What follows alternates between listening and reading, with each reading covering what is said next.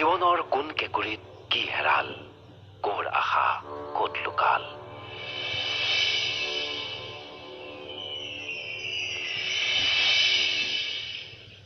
কিহৰ বিষয়ে কি সিদ্ধান্ত লোৱাৰ কথা ভাবিছ? বাবুক তাত থৈ অহাৰ বিষয়ে।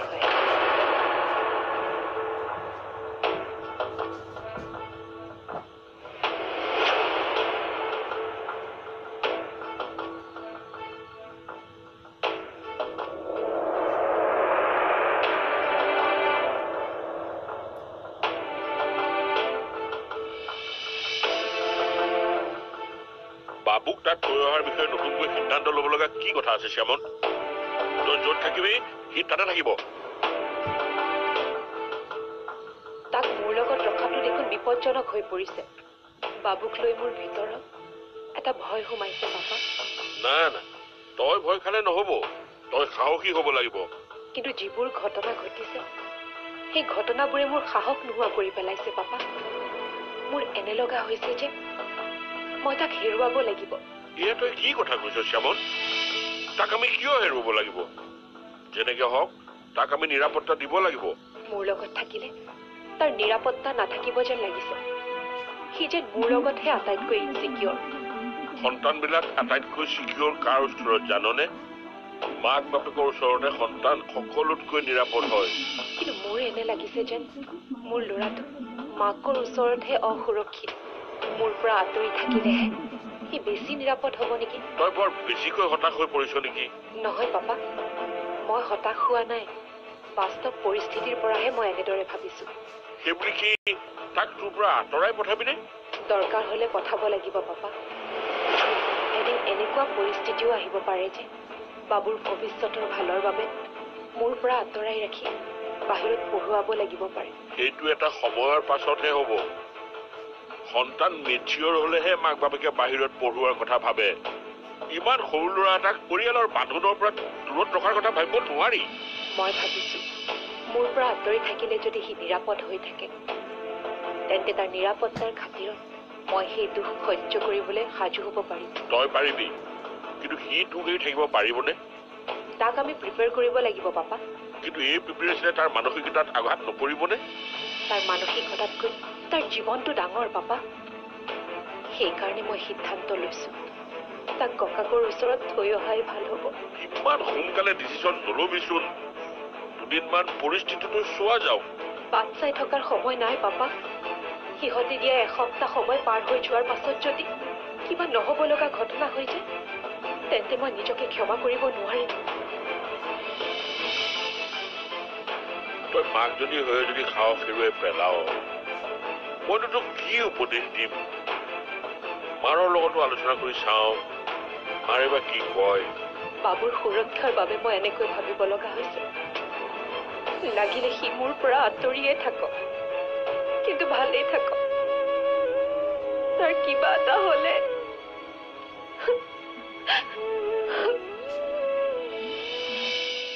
ৰবীন, তুমি বাৰু মোৰ ওপৰত বৰ বেছি ভৰসা কৰিব পৰা নাই নেকি? আপুনি তেনেকৈ কিয় ভাবিছে দাদা? তোমাৰ কথা বতৰাবিলাকৰ পৰা মোৰ অনুমান হয় যেন তুমি মোক বিশ্বাসত ল'ব পৰা।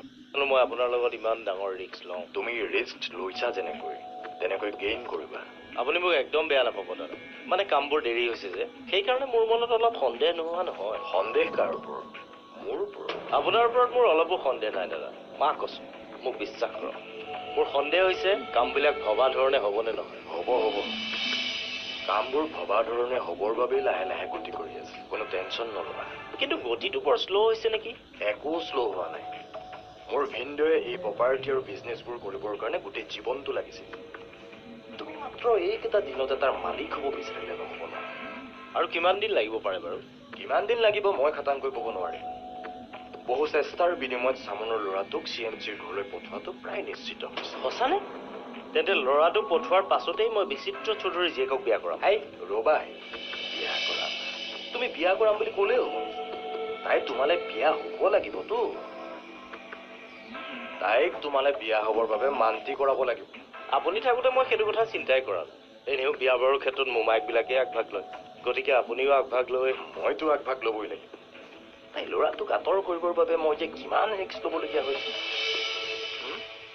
তুমি তুমি কেৱল তোমাৰ ৰিক্সটোৰ পিছতহে লাগি থাকা কিন্তু মই যে কিমান ডাঙৰ ৰিক্স লৈ কামবোৰ কৰি আছো তুমি বা ঠাকুৰে এতিয়া একো গমেই নোপোৱা পাওঁ দাদা আপোনাৰ ওপৰত সেইখিনি ভৰসা আছে কাৰণে ইমানখিনি কৰাৰ সাহস কৰিব পাৰি নহ'লে মোৰ নিচিনা মানুহে বিচিত্ৰ চৌধুৰী কাষ চপাৰ কি খাদ্য আছিল তুমি ঠিক কথা কৈছা মই নাথাকিলে বিচিত্ৰ চৌধুৰীৰ প্ৰপাৰ্টিত চকু দিয়াৰ সাহস কোনেও কৰিব নোৱাৰে তুমি যি পাবা সেয়া মোৰ কাৰণেহে পাবা এই কথাষাৰ সদায় মনত ৰাখিবা আপোনাক প্ৰমিছ কৰিছোঁ দাদা সদায় আপোনাৰ লগত ককাই ভাইৰ দৰে থাকিব ন ককাইৰ ভাইৰ দৰে নহয় পাৰ্টনাৰ মোৰ লগত কেৱল বিজনেছ পাৰ্টনাৰ হিচাপে থাকিবা মোৰ নিজৰ বাইদেউ ভিন্দৰ পৰাই প্ৰতাৰিত হোৱাৰ পাছত কোনো সম্পৰ্কৰ ওপৰতে মোৰ আস্থা নোহোৱা গতিকে মই যদি কাৰোবাৰ লগত সম্পৰ্ক কৰোঁ কেৱল ব্যৱসায়িক সম্পৰ্কহে কৰিম অনলি প্ৰফেশ্যনেল ৰিলেশ্যন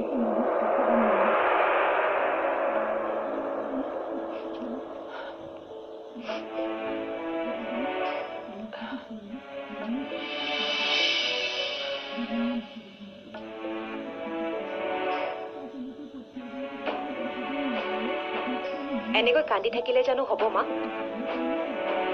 ল'ৰাটোক কেনেকৈ অকলে অকলে পঠিয়াই দিওঁ বাৰু তই ইমান ডাঙৰ ছোৱালীজনী তাত থাকোঁতে মোৰ ইমান চিন্তা লাগি থাকে এতিয়া সেই সৰু ল'ৰাটোক সেইখন তাৰ নিজৰ ঘৰ মাক বাপেক নোহোৱাকৈ নিজৰ ঘৰতো মানুহ থাকিব নোৱাৰে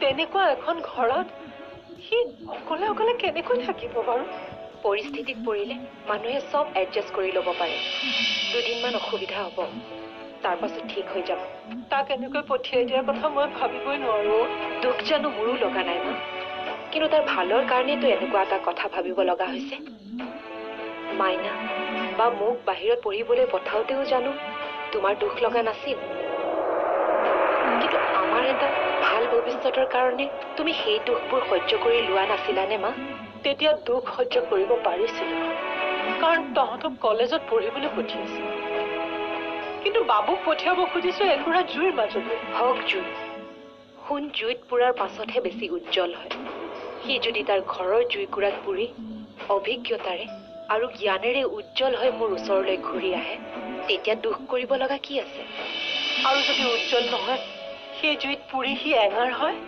তাক এঙাৰ হ'বলৈ নিদিওঁ মা মই তাৰ ৰক্ষা কবচ হৈ তাক সদায় ৰক্ষা কৰি থাকিম তোৰ যদি ইমানেই শক্তি আছে তেন্তে এতিয়ানো তাক ৰক্ষা নকৰি সমৰ্পণ কৰিব খুজিছ কিয় মই এতিয়াও হয়তো তাক ৰক্ষা কৰিব পাৰিম মা অন্ততঃ মোৰ ল'ৰাটোৰ কাৰণে কাৰোবাক চেলেঞ্জ দিয়াৰ ক্ষমতা মোৰ আছে কিন্তু এতিয়াই মই বাবুক এইবোৰত সোমাবলৈ দিয়াৰ ইচ্ছা নাই এইটো সময় তাৰ বাবে খুব চেঞ্চিটিভ সময় তাক লৈ মই তাৰ ককা আইতাকৰ লগত যুদ্ধ কৰিলে তাৰ হয়তো মনত কথাবোৰে ৰেখাপাত কৰিব হয়তো সি মোকো ভুল বুজিব পাৰে মাকৰ পৰা আঁতৰ কৰি পঠিয়ালে সি ভুল নুবুজিব তালৈ যোৱাৰ পাছত সি বুজি পাব ভুল কি শুদ্ধ কি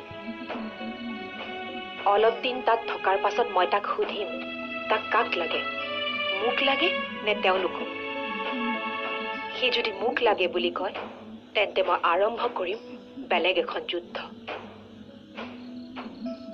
মোৰে ভাগ্যখনত কিবা শনি লাগিছে নেকি তোক বিয়া দি এদিন হলেও আনন্দ পাব নোৱাৰিলো মাইনাৰ পৰা দুখ পালো সেয়া এতিয়া নাতিটোকো এৰিব লাগিব ভাগ্য তোমাৰ বেয়া নহয় মা ভাগ্যই মুখে ঠগিছে মই কাকোৱে নিজৰ কৰি ৰাখিব নোৱাৰিলো আয়ুষকো নিজৰ কৰি লোৱাৰ পাছতে হেৰুৱাব লগা হ'ল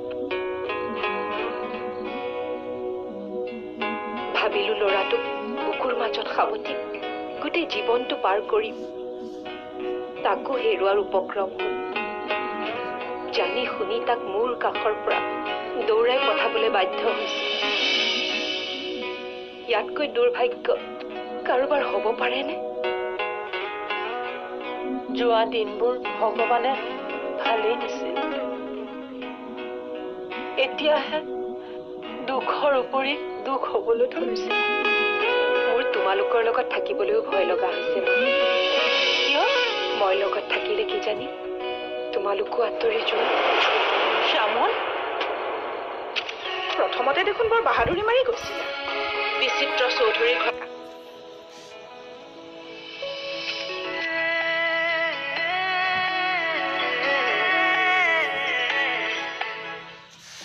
আৰে মা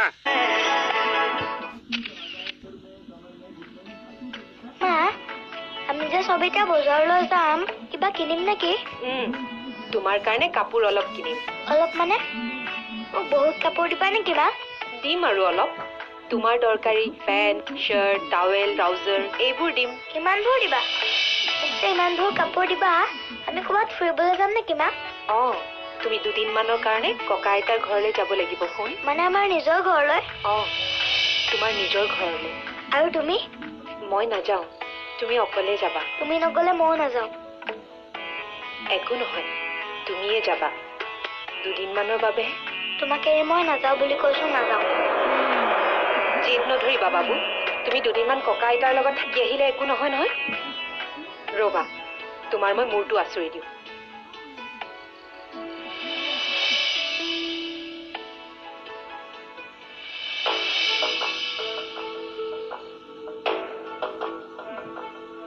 বাবু বাবু বাবু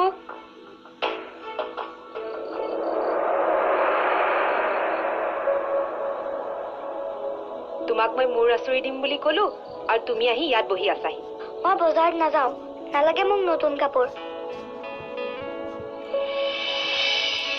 ইমান অবুজ হ'লে নহ'ব নহয় তোমাৰ জানো ককা আইতাহঁতলৈ মনত নপৰে তেওঁলোকেওতো তোমাক বিচাৰে তেওঁলোকে তোমাক নিবিচাৰে কিয় তেওঁলোকে মোক বিচৰা হ'লেতো কথাই নাছিল তুমি নগ'লে ময়ো নাযাওঁ তুমি যদি নোযোৱা তেন্তে মই ইয়াত নাথাকো গুচি যাম ক'ৰবালৈ থাকিবা তুমি কাৰ লগত থাকা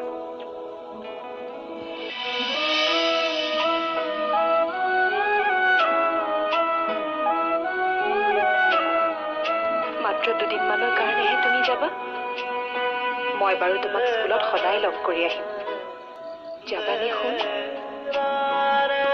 ডাঙৰ মানুহৰ কথা শুনিব লাগে নহয় মই তোমাৰ ভালৰ কাৰণেহে তালৈ যাবলৈ কৈছো যাবানে যাম বাৰু কিন্তু ৰাতি তোমালৈ মনত পৰিলে মই গুচি আহিম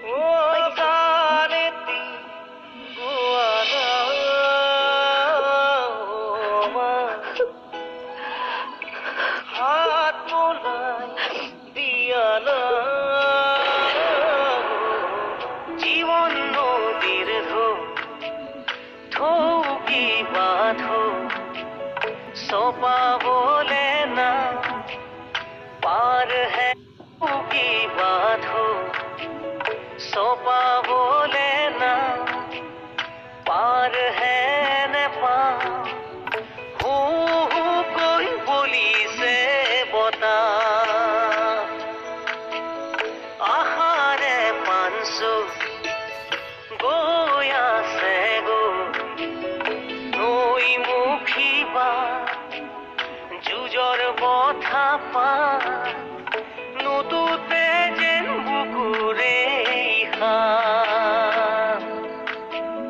সাধৰ হলেও হয়তো আছে কৰবা নেদেখা নদীৰ ঘাট নেদেখা নদীৰ ঘাট